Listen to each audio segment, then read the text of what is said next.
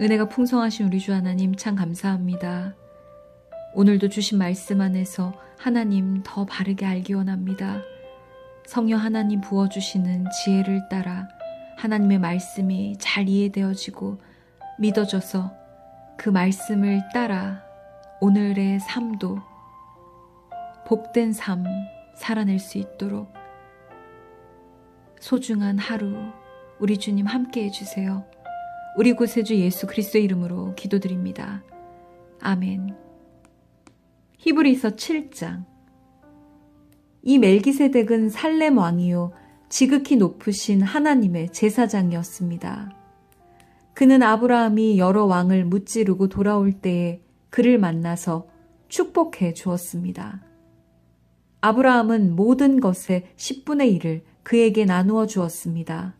첫째로 멜기세덱이란 이름은 정의의 왕이라는 뜻이요. 다음으로 그는 또한 살렘 왕인데 그것은 평화의 왕이라는 뜻입니다. 그에게는 아버지도 없고 어머니도 없고 족보도 없고 생애의 시작도 없고 생명의 끝도 없습니다. 그는 하나님의 아들과 같아서 언제까지나 제사장으로 계신 분입니다. 멜기세덱이 얼마나 위대한가를 생각해 보십시오. 족장인 아브라함까지도 가장 좋은 전리품의 10분의 1을 그에게 바쳤습니다. 레위 자손 가운데서 제사장 직분을 맡는 사람들은 자기네 동족인 이스라엘 백성에게서 비록 그 백성도 아브라함의 자손이지만 율법을 따라 10분의 1을 받아들이라는 명령을 받았습니다. 그러나 멜기세덱은 그들의 족보에 들지도 않았지만 아브라함에게서 10분의 1을 받았고 하나님의 약속을 받은 그 사람을 축복해 주었습니다. 두말할 것 없이 축복은 아랫사람이 윗사람에게서 받는 법입니다. 한편에서는 죽을 수밖에 없는 사람들이 10분의 1을 받고 다른 한편에서는 살아계시다고 입증되시는 분이 그것을 받습니다. 말하자면 10분의 1을 받는 레위까지도 아브라함을 통해서 10분의 1을 바친 셈이 됩니다. 멜기세덱이 아브라함을 만났을 때에는 레위는 아직 자기 조상 아브라함의 허리 속에 있었으니 말입니다. 그런데 이 레위 계통의 제사직과 관련하여 이스라엘 백성은 율법으로 지령을 받기는 하였습니다. 그러나 만일 그 제사직으로 완전한 것이 이루어질 수 있었다면 아론의 계통이 아닌 멜기세덱의 계통을 따른 다른 제사장이 생겨날 필요가 어디에 있겠습니까? 제사직분에 변화가 생기면 율법에도 반드시 변화가 생기기 마련입니다. 이런 말이 가리키는 분은 레위 지파가 아닌 다른 지파에 속한 분입니다. 그 지파에 속한 사람으로서는 아무도 제단에 종사한 적이 없습니다.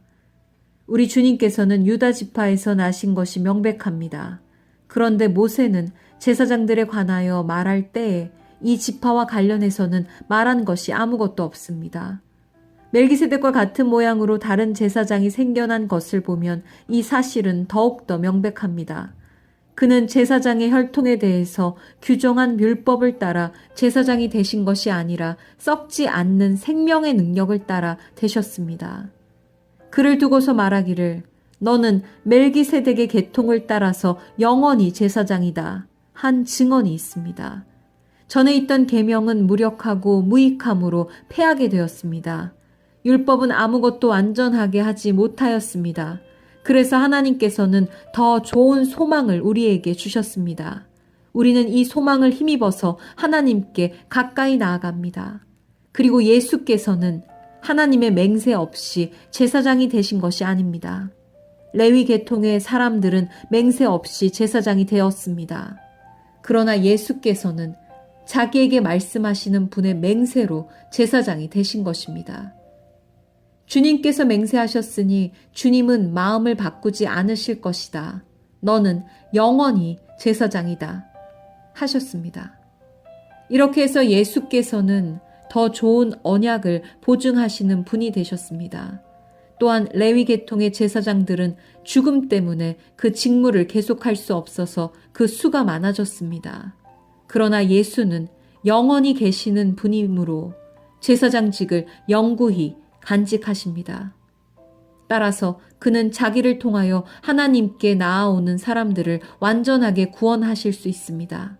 그는 늘 살아계셔서 그들을 위하여 중재의 간구를 하십니다. 예수는 이러한 제사장으로 우리에게 적격이십니다. 그는 거룩하시고 순진하시고 순결하시고 죄인들과 구별되시고 하늘보다 높이 되신 분입니다. 그는 다른 제사장들처럼 날마다 먼저 자기 죄를 위하여 희생제물을 드리고 그 다음에 백성을 위하여 희생제물을 드릴 필요가 없습니다. 그는 자기 자신을 바치셔서 단 한 번에 이 일을 이루셨기 때문입니다. 사람들에게 약점이 있어도 율법은 어쩔 수 없이 그들을 대제사장으로 세우지만 율법이 생긴 이후에 하나님께서 맹세하신 말씀은 영원히 완전하게 되신 아들을 대제사장으로 세웠습니다. 아멘.